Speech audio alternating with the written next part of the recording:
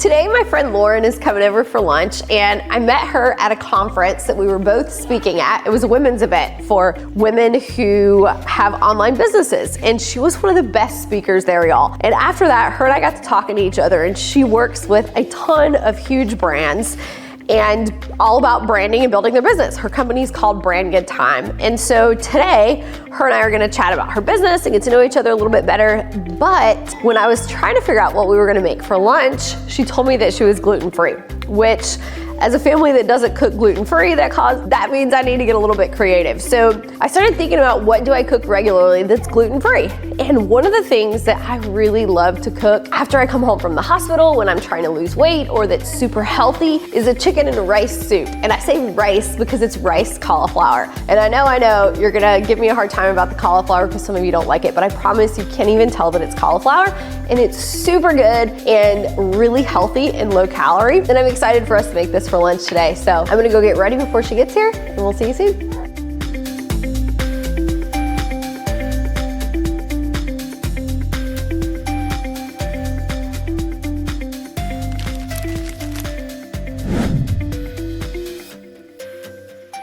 I'm so excited to have you here today. I'm so excited to be here. So when you told me that you were gluten-free, I'm like, what the heck am I gonna cook? Because we eat everything in our house. And my first thought was to make some kind of soup that includes a cauliflower rice. Do you use cauliflower rice at all? Not often, but I do like it. We also make a pizza crust out of it sometimes when we're doing different diets. I feel like you try a million different diets when you're going through that like baby weight, trying to lose baby weight and what works for you. And I feel like it's like everyone thinks their way is the best way. But you kind of got to stumble through and figure out what works for you. Yeah. And the cauliflower rice has worked. So I like it. It's a good filler. It is. And especially when you don't need all the carbs and the calories, because like my husband can just eat and eat and eat and never gain any weight. So he eats like this giant bowl of rice with every meal, but I can just like look at it and I've gained 10 pounds. So it's not fair. It's really not fair. The rice works so much better for us. So we're gonna get the chicken started. Perfect. And then we're gonna chop up some vegetables. Okay, well tell me what I can do. Sure. You wanna chop an onion?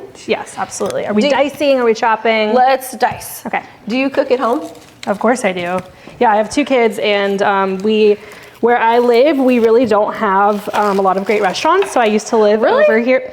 No. Well, when you like have lived in Fort Lauderdale for 10 years and get the up and coming, like, you know, nice fancy chefs and really delicious food, fresh fish, like all of that. And I moved over to Fort Myers where the local Olive Garden has 5-star reviews because everyone from the Midwest migrates over there. That's so funny. There just isn't like, what they do really well is like Beach Shack kind of. But then that's like deep fried kind of, yeah. Or peel and eat shrimp like loaded with butter, which like, don't get me wrong, I love that. So anyways, the point being, I end up cooking a lot at home. So I learned how to make like my chicken korma, my tikka masala at home because I couldn't find a good local Indian restaurant. I love that. Okay, so you and I met at a conference for influencers, and I was totally impressed when you spoke on stage. First of all, because you I feel like people expect people to go on stage and have this like hour presentation that's gonna be amazing. Yeah. Memorized. Not me. Which they don't. No. And some like bigger conferences have what's called a confidence monitor, and most people never even know we have that. It's like this TV. Have you ever been to one of those? Oh, where it's like down below, it's right like down there. below, and all your notes are down there, which is freaking amazing. But when you go to smaller events, say 100 people, 200 people, we don't have that. No. You brought no cards. Yeah, and so what was funny is I was like watching everybody do their presentation. I was like, they don't have no cards. They're not referencing their phone. Oh my gosh, how am I gonna do this? And I'm sitting here like, I have no cards and I'm too reliant on them. You weren't. It was like super natural and something that I am definitely gonna take away in the future because I feel like it's really tough to stay on track, especially in a smaller group like that when you let people ask questions. Yeah. It's really easy to get off topic and not cover all of the things that you thought you had covered. So yeah, and for me, there were main points I'm like a data girly. Like I wanted to make sure I hit the numbers and actually got them right too, that I'm not like pulling a number out of my butt, you know what I mean? Yeah, totally. So. Okay, so you own a branding agency. Yes. How did you I feel like everybody now thinks they're a content creator or a social media manager, and No. It's not, right? And then what usually that means is that they like manage the local restaurant's account and they post like 2 or 3 times a week just videos It's of their working. food. Yeah. Right. And there's no growth involved. Like actual growth is an entirely different skill. Yeah. And then people also think, oh my gosh, they have 200,000 followers. They're making so much money on social media. And you literally do not make any money unless you have a product to sell or you get some form of like endorsements, which usually are small ads that you can keep doing. And it's not like that makes a ton of money. Right. So where do you come in for somebody like that? Oh man, yeah. So I mean, our whole thing is like we work with disruptor brands, so people who are, you know, doing something completely different than their competitors to the point where they're almost like, I don't have a competitor, like what do you mean? Or they're bringing something completely new to the market, which, you know, in today's day and age, I don't understand how people are still thinking of new ideas, but like that's why I have a business, thank God. So our whole thing is, you know, we really lead everything we do with messaging, and I believe messaging is like the most important thing because I think a lot of brands get pigeonholed, God, especially in this like AI world, pigeonholed into like speaking at people in like jargony ways. Does this go straight into the soup? Yep. Okay, great. I'm gonna do that. What do you mean by jargony ways? Just read this case study and learn about how we've done X, Y, Z. Versus ready to see like real impact, not go to bed at night and wonder like how you're gonna get your next lead tomorrow. Like you have to paint a very specific like sensory focused picture with your words. And to me, that's more important than the visuals. Like I'd rather you have really bad branding and like ugly colors, but really strong messaging that's gonna like resonate. And that, like that's what works. Like messaging is at the crux of like everything. It has to be.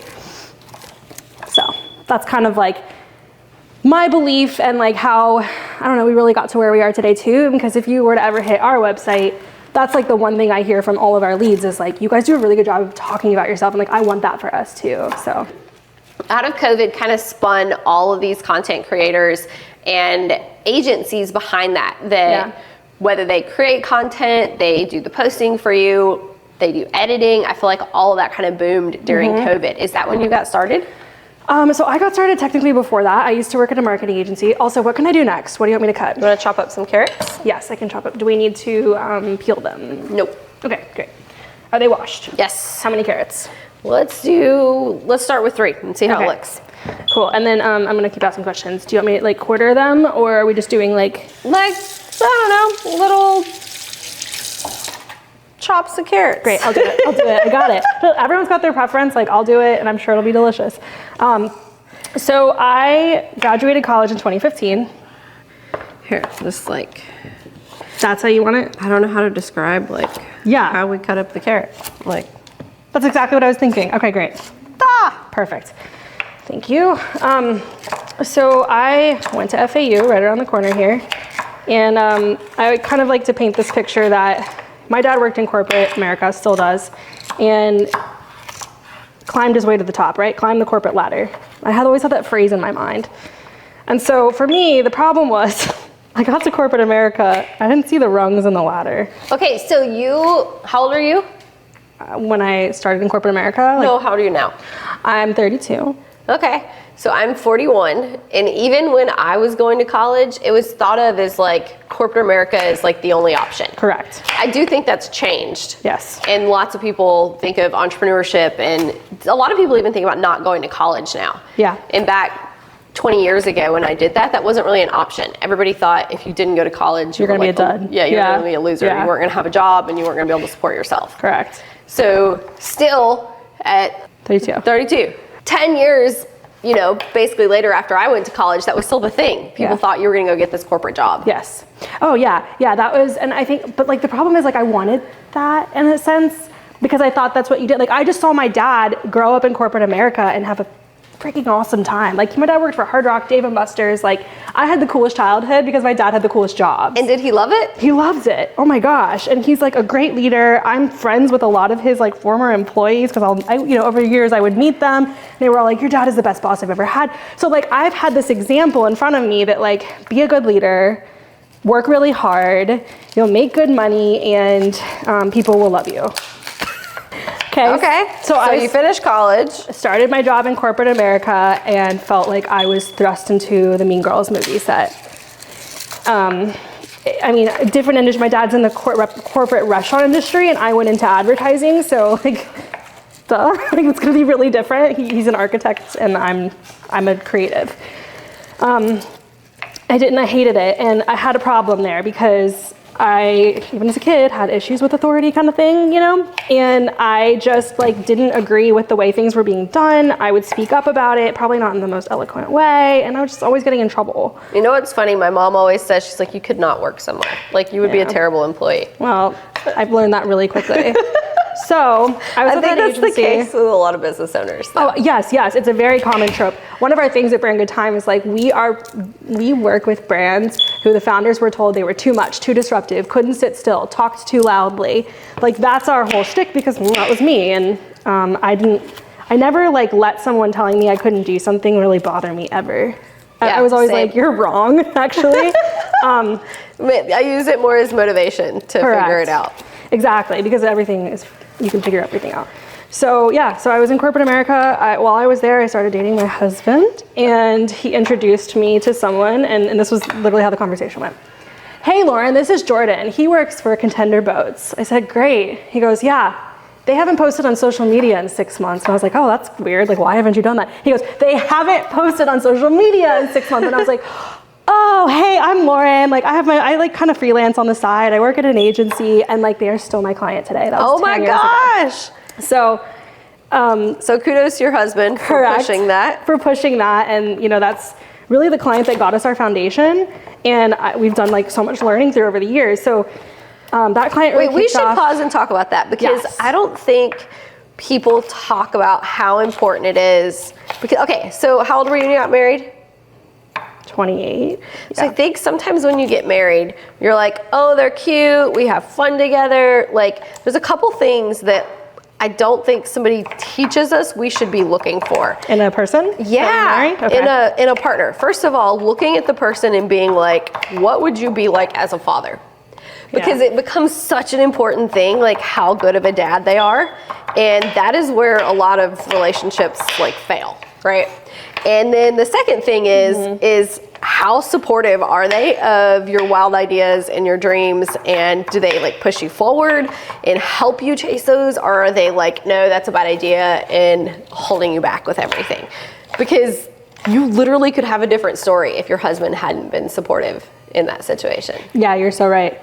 Yeah, I mean, if he had not pushed me into that, for sure, I don't want to know where I would be without that, you know?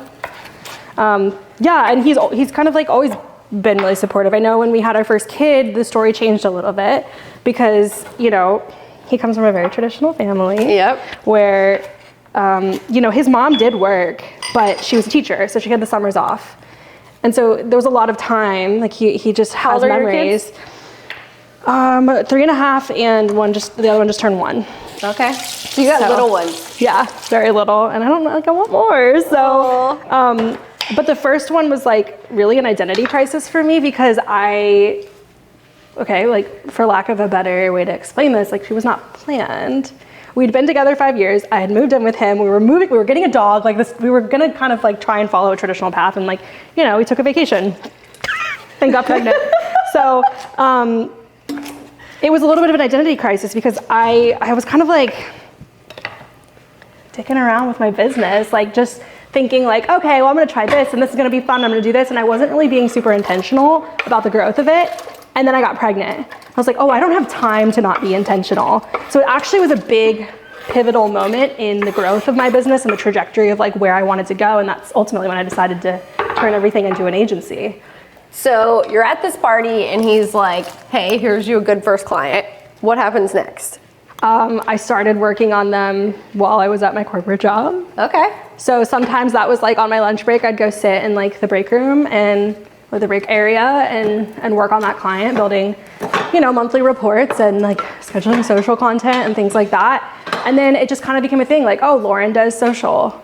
And so like word kind of spread that way, and he kind of pushed me again, my husband pushed me, boyfriend at the time, to talk about what I do more.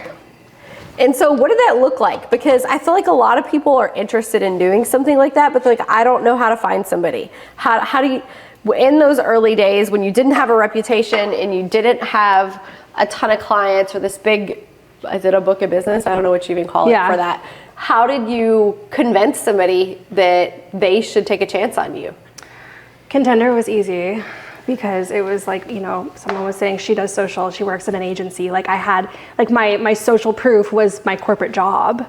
You know, like I wasn't just pulling this out of my butt. I think for someone who like is passionate about something but doesn't have a lot of experience in it, like there are so many courses and different people out there who kind of have teachings and certifications that you can go through and like get your footing. And then really like, I mean, a lot of my first clients were friends and family. Like my mom's real estate brokerage was one of my first clients. And it's like, you just have to be really intentional about learning. So I have a theory when you're starting something, and I'm curious what you think. So I feel like when people are starting out new, whether you want to be a social media manager, a person who helps people create content, maybe you're editing, maybe you're copywriting, maybe you're a videographer, I feel like there's a lot of people who, it goes two ways. Either they do so many things for free, they don't know how to shift it to a business, or they want to charge $1 billion to their first couple clients when they're not amazing yet and they're stumbling through it. Yeah. And there's got to be somewhere in the middle. Those first couple deals, you need to do either free or really cheap to quickly start building up A, those muscles that you have to get good at it, or B, like actually being able to know how many hours it takes you to know what you should charge. And the person's going to have to be patient with you because you're not going to be great at it, even if you think you are. Yeah. Where do you think that balance is? I mean, I'm right with you. It's like you either have to do it for free or for a small fee. And like you need to be documenting everything. Like from day one, I was tracking my time. I have like 10 years of historical time tracking data. What do you use to track your time? It's called Toggle. Okay, yeah. And I'm literally psycho about it. Like it's like second nature to me to make sure my timer's running. And this isn't like uncommon. Like attorneys do this, accountants do it, the way they charge you. It's just a habit you get in when you're working for different clients. It's totally a habit.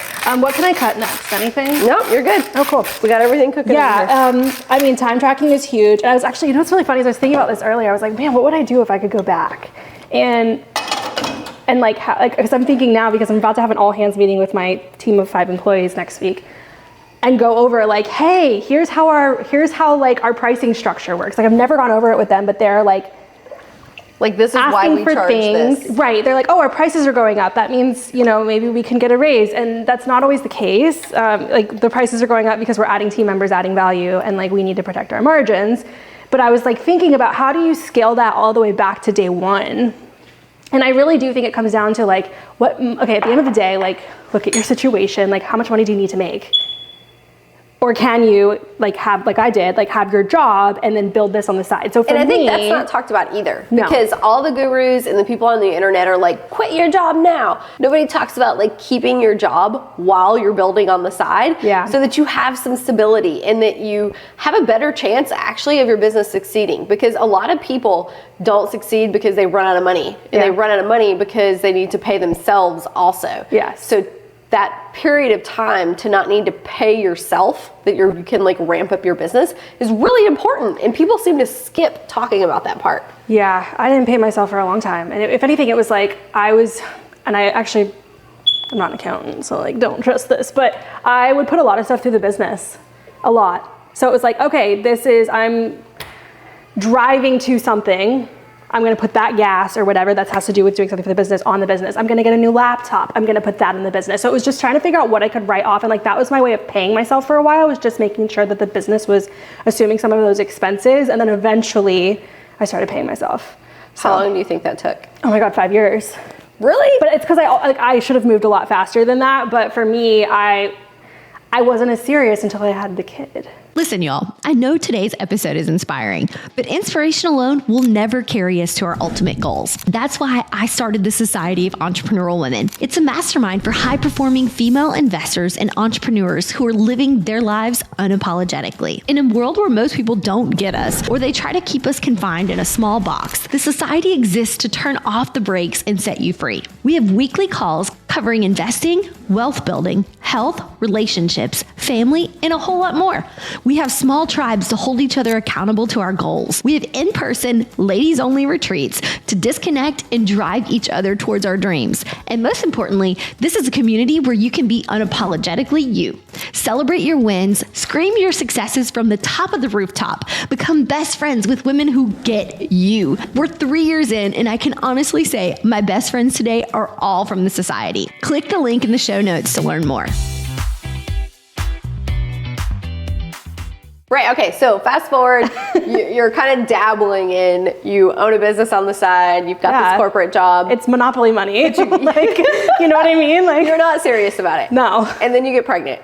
Then I got pregnant and I was like, oh, okay. Like, but I had put so much of my identity into like being a business owner too. And I think part of it was like an ego thing. Like, I don't want this baby to stop me from having my business. But then I also was just really scared of knowing if I stripped all that down, who am I? Like, I don't want to just be a mom. Okay, so let's talk about that. So I think our society has like two issues going on there.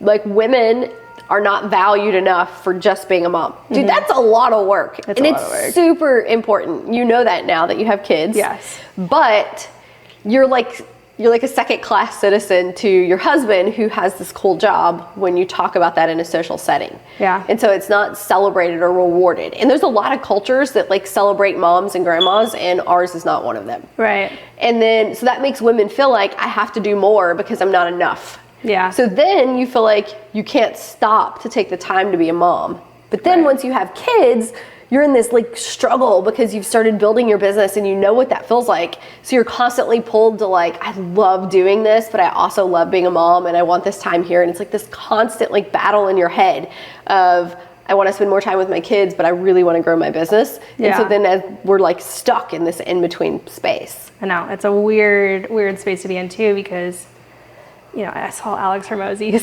post the other day about like your dreams should be in that 5 to 9 and that 9 to 5 or whatever. And it's like, as a mom now, it's like my 9 to 5 is my job and my 5 to 9. You know what I mean? Like 5 a.m. to 9 a.m., 9 p.m., not 5 p.m. to 9 p.m. is being a mom. And my kids are homeschooled, so that doesn't end. No, it doesn't right? end. No, and not so it's for kind you. of all the same thing.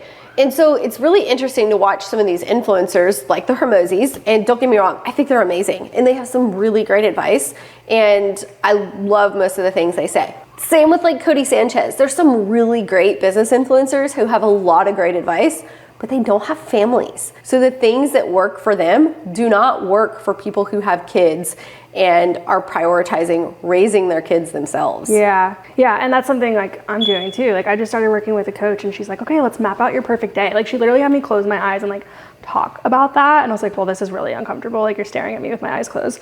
Okay.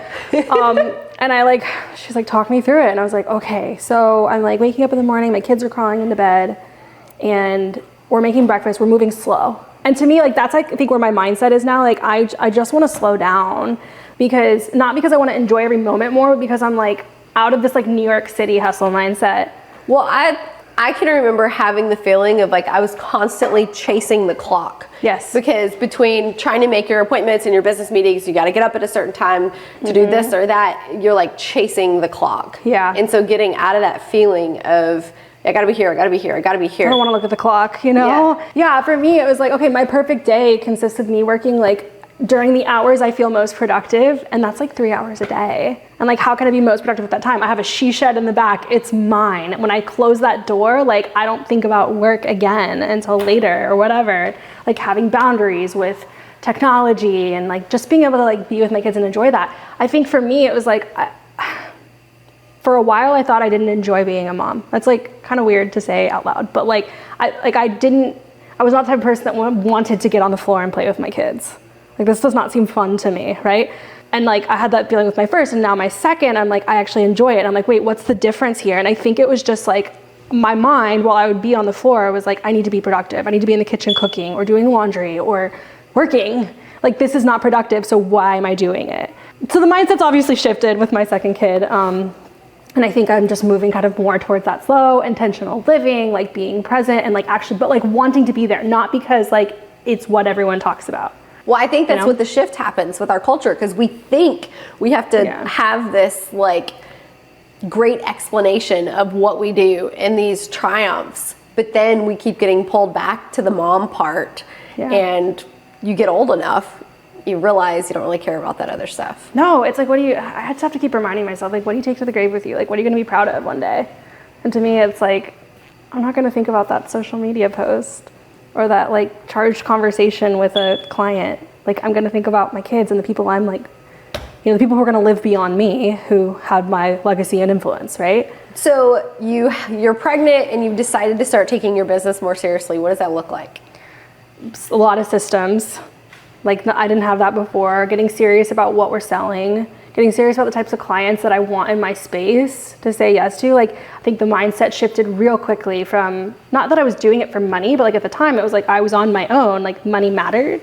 Like, I needed it to live. But there was like an energetic mindset shift. If I'm like, I hate being woo-woo like that, but like I really do feel like I had to shift my mindset from like, you're doing this for a living to like, you want to make an impact and you want to work with people who are going to like, well, it's really your why, impact your energy. You've got to have a big enough why to keep doing it on the days that suck and are hard and you don't want to. Yeah, and I will say, like, there's only been maybe a handful of days my entire working career where I've woken up and been like, I don't want to work today. Like, I usually am like so excited to get back home and on my computer after I drop the girls off at school. Yeah, I think, and as long as I feel that way, great. And when I don't feel like that, then like that's when I'm gonna figure out what's next, I guess. But so for people who are in their business and they've decided they're ready to start taking it seriously, what are those next steps? When you say systems and all that stuff, like what are those like actionable next steps that they start taking? Yeah, I will stand by this, that like anytime I ever start another business again, the first thing I do is talk with someone who's got their shit together with finances. So that for me looked like bringing on a bookkeeper. She is now our CFO. We pay her a lot of money, and she makes sure that, like, I'm going to throw out some big terms, but like employee cost per revenue is in the right place, that our profit margins are good, that we're doing wage audits to see like, are we spending too much time on these projects? Since like really honing in on that, let's say like 2 years ago, like our profit margins are through the roof. We've doubled our revenue year over year, every year. Like I said, it was getting really intentional about here's what I want to sell and here's how we're going to do it. And here's the financial strategy behind like the goal. I think you're right about that with literally every business, because as real estate investors, it's really easy to put that stuff aside because and I'm sure in your business too, we're putting out so many fires that's when you can keep pushing off.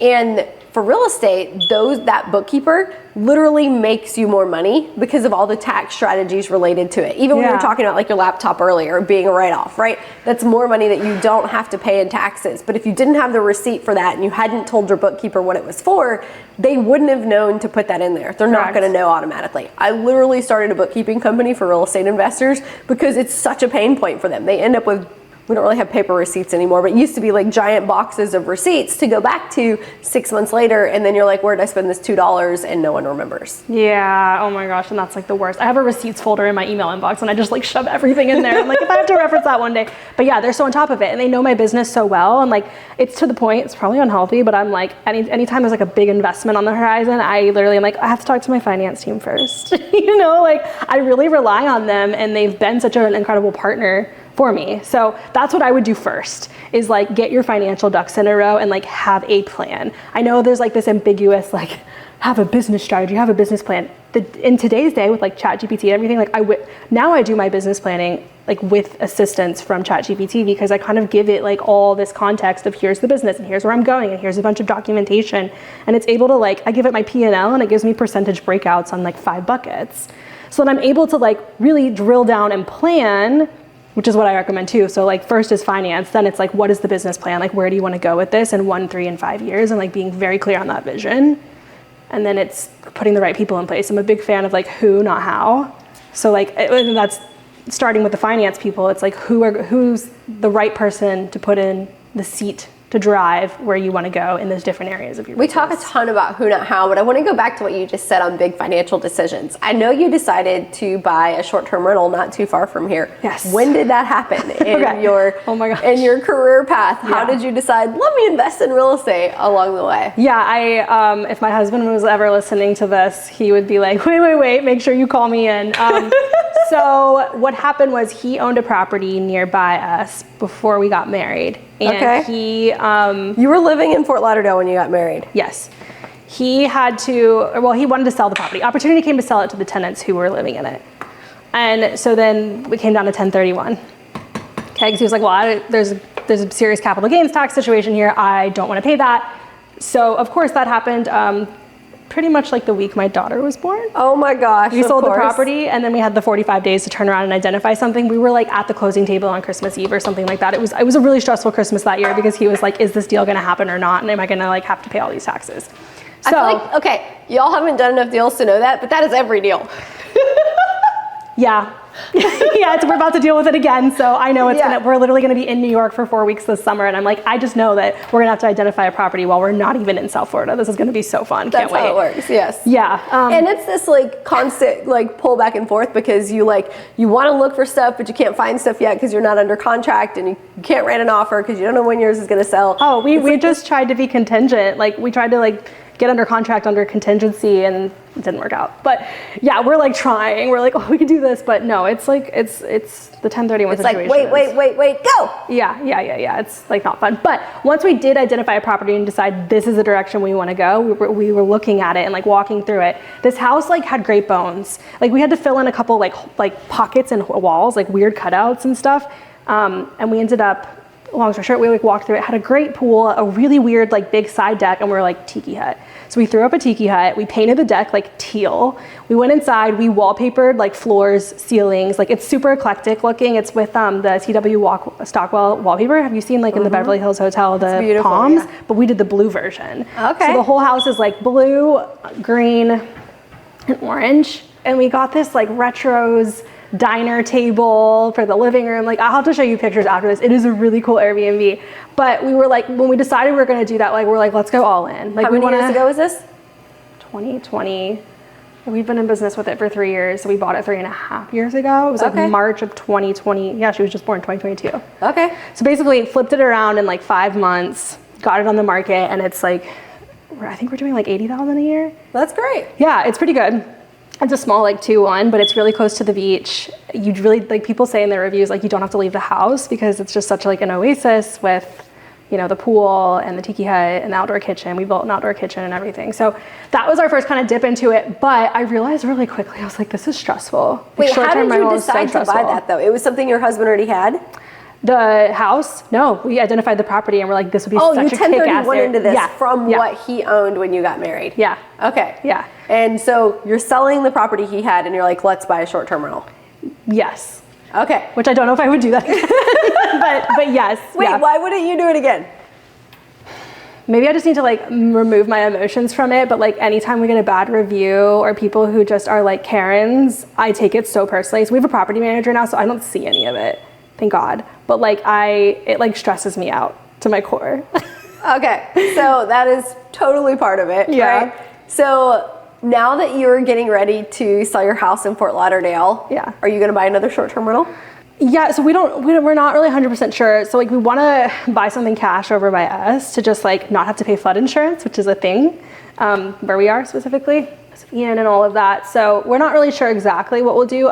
The market there is really good for like seasonal rentals.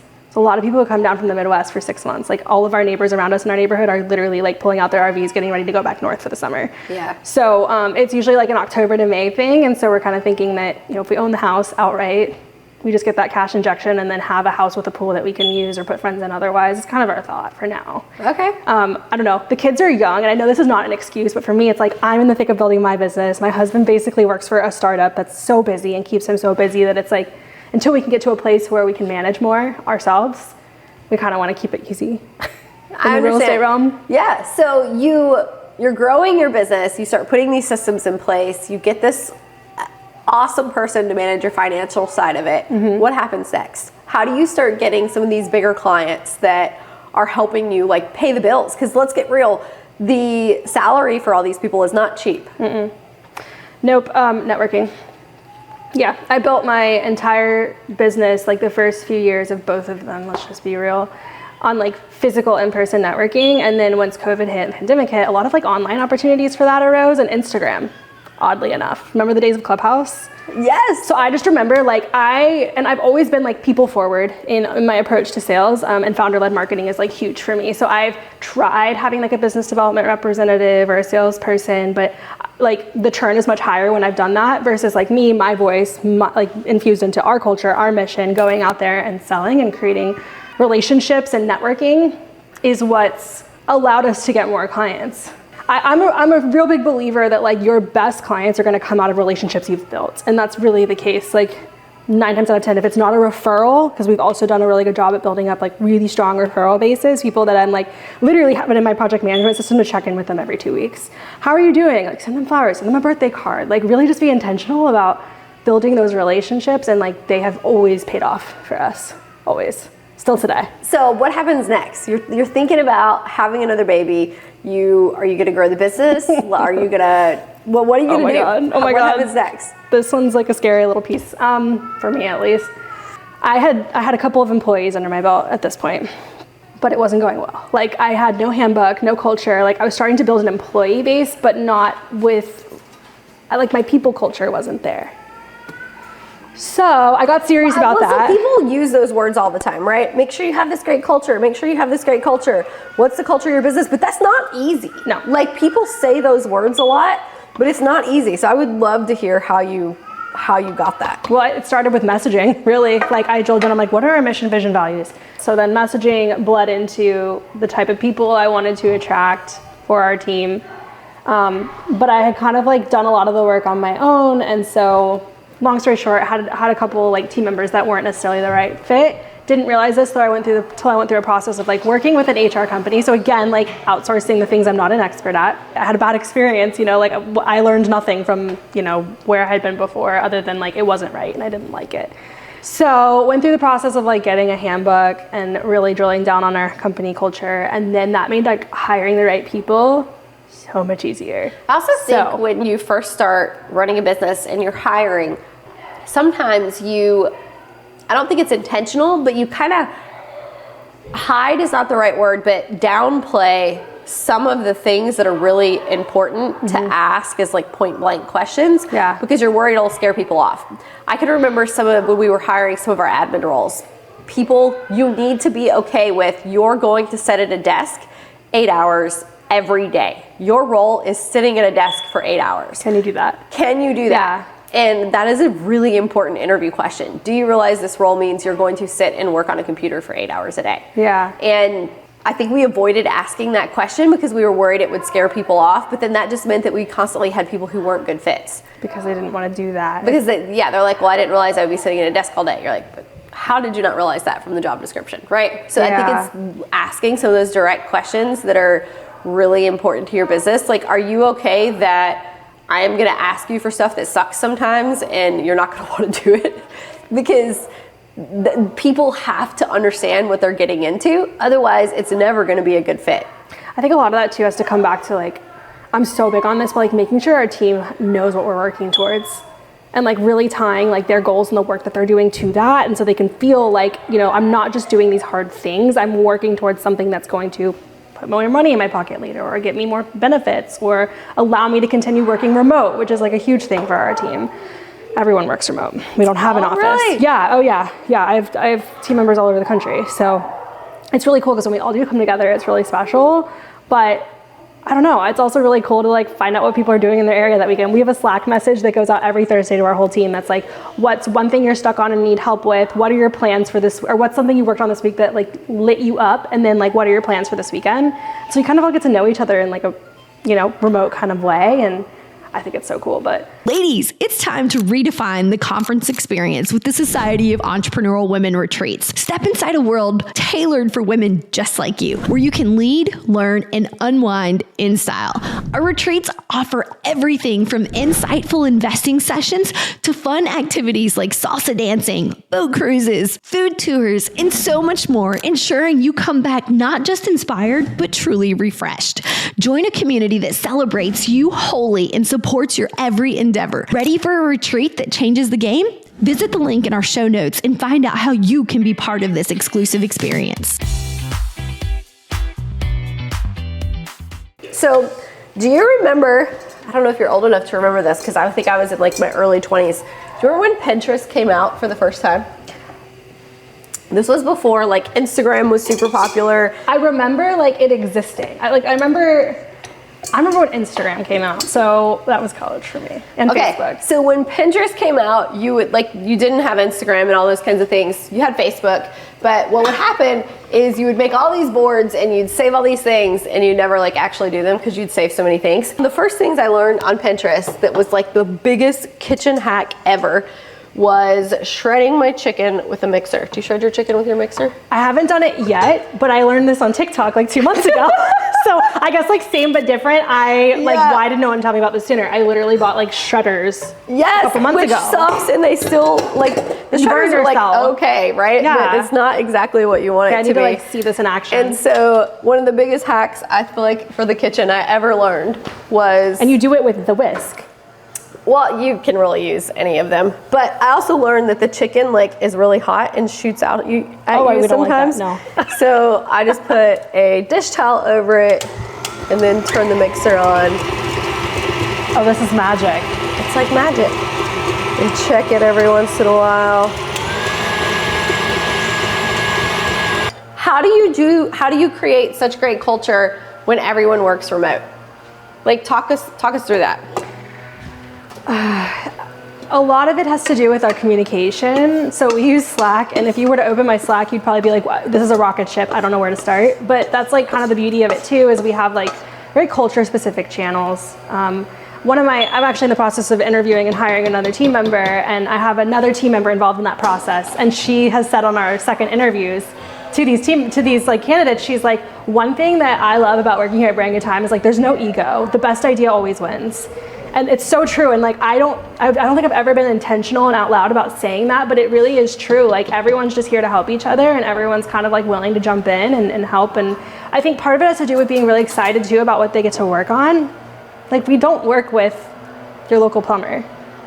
We can, but like we're gonna do something really crazy about it. You're constantly learning some new topic since you're in these disruptor brands. Yeah, and so if you kind of thrive in that fast-paced, always doing something different environment, like our team members love that, and the remote aspect of it kind of just leans into it because they can get wild and crazy at work and then step back and like have their outdoor adventurous weekend. Are you letting them work like open hours, or do you have them work all on the same schedule? I mean, our working hours are 9 to 5, but it's always flex. So like, I'm like, you want to get your hair done at 3 o'clock on Tuesday? Like, no problem. Just give me like 2 days notice and block your calendar.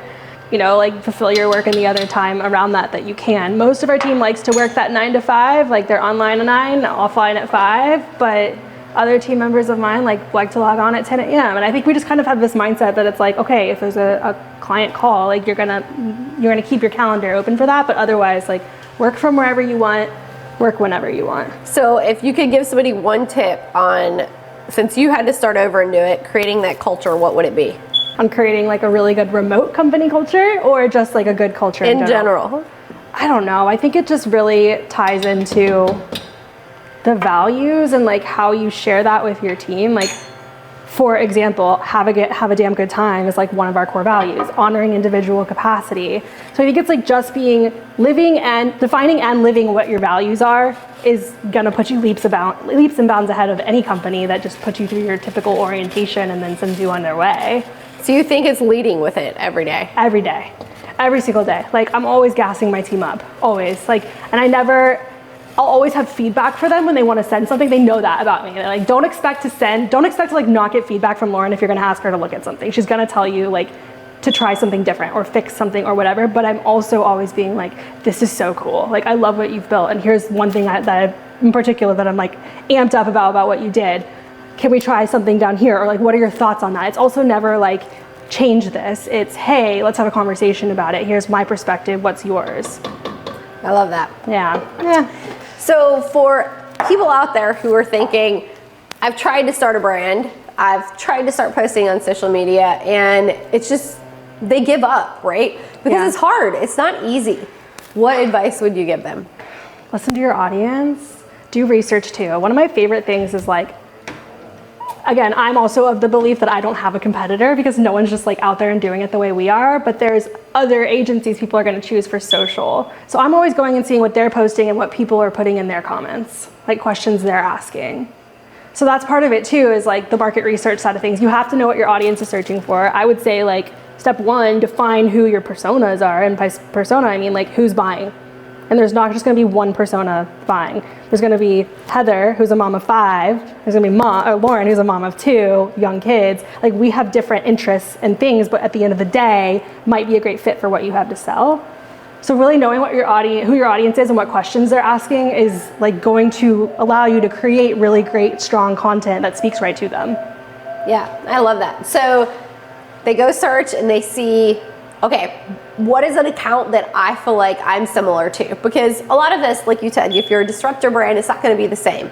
But let's go find something similar.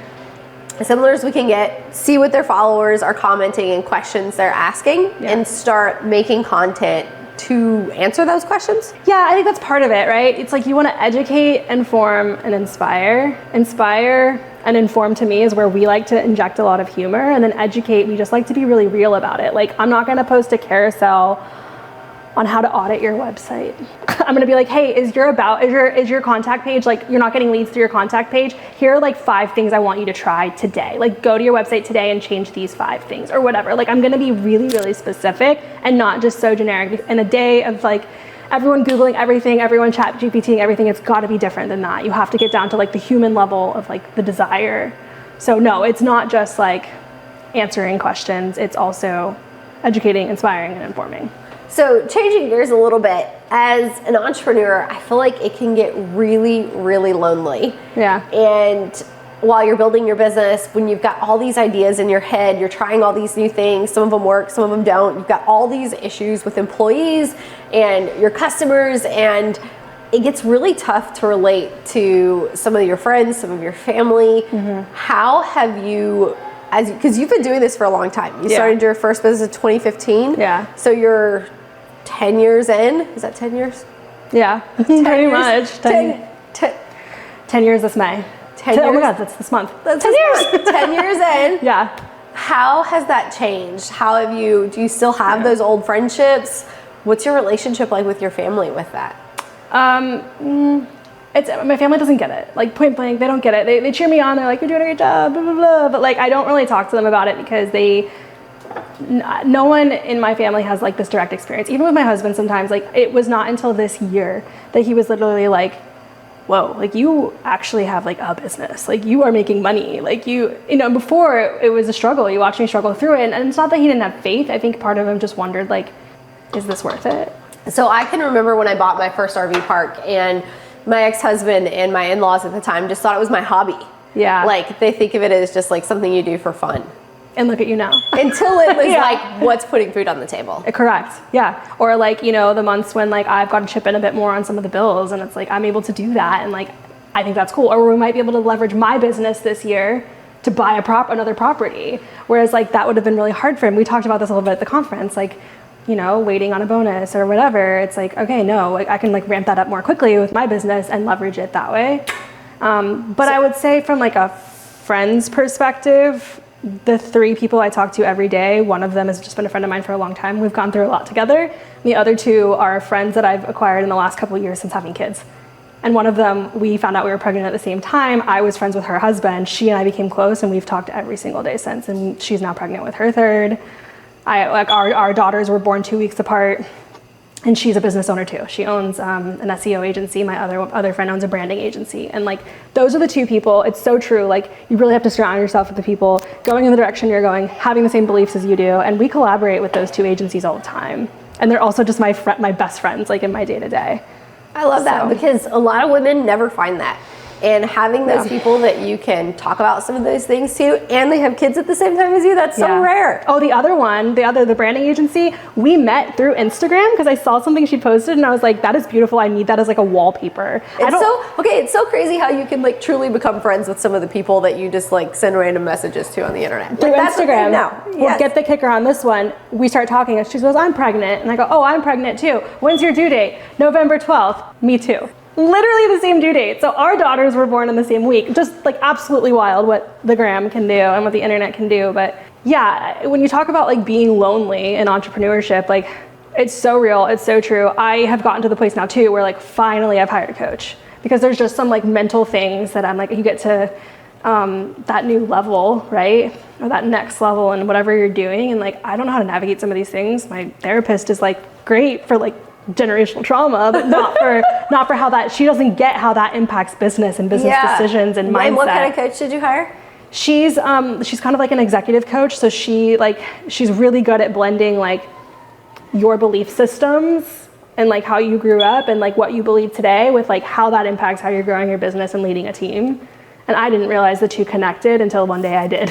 And I was like, oh wow, I think my therapist can help me with this. Yeah. So I've been with her for like a month now, and it's just, I used to think that stuff was so woo-woo. I don't need that, I can figure it out. ChatGPT can help me, like, but there's just some things where I'm like, I did not realize I had to reframe how I think about that.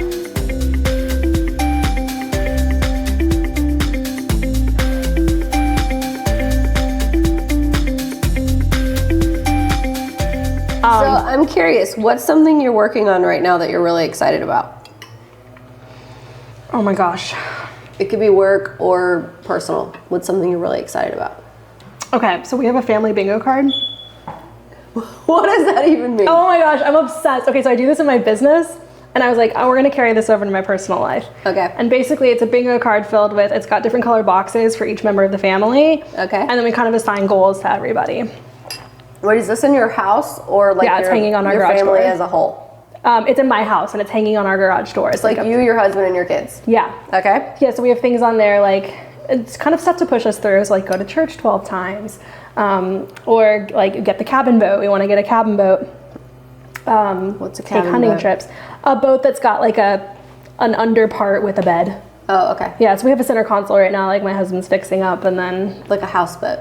yeah, something that we can like take out and like hide from the sun, or like go stay overnight on or something. Yeah, on that we just have like a ton of goals, and one of them is to like make a profitable decision in our real estate business. And in my mind right now, like that's where my mind is, that I'm really excited about. I know we kind of touched on that before, but yeah, just kind of seeing like what's on the other side of this like 1031 we're gonna do and what we're gonna plan for. What's your biggest goal with that 1031? Is it cash flow? I think it's just to park the money for now, and not like have to pay. Okay, you say that, but you just said you wanted to make a profitable decision. Yes. So to piggyback on that, part of it is take that money and park it, right? Whatever the profits are on top of that, we're kind of building a business plan around building an indoor playground, because there's nothing like that where we live for kids, nothing. Like not within a 10-mile radius of where I live. And I've already done a lot of market research, and there's moms that are dying for So you it. want the cash flow for the new business. Yeah. So, could you not buy a commercial building for that, for your 1031? We thought about that. I don't think you can, because like kind is supposed to be like, I think we're going residential to residential. If you have a good tax attorney, let me know. So you need it. So do you use a 1031? We have a 1031 company. Yeah. Did you talk to them about that option? We haven't called them yet, but I we have a would couple call things them. we're like thinking through with what to do with the money, but that's one of them that we're both just like, we just sat down and crunched the numbers on it in the last week, and we're like, okay. It was that, or like buy a commercial building that has like multiple units in it and do like a co-work space in one and a playground in the other, boat shop for my husband, like, dream. So that's kind of one thing I'm working on and excited about. But on the business side of things, we're actually building a website for Money with Katie right now. Do you know who that is? She's like a millennial finance expert, and I think she's like one of the ones who, a lot of them like to bring in politics, and she's one of the ones who can keep it pretty neutral and like evidence-based, and she's just like a really cool, wicked smart person to know. So it's been a really fun project.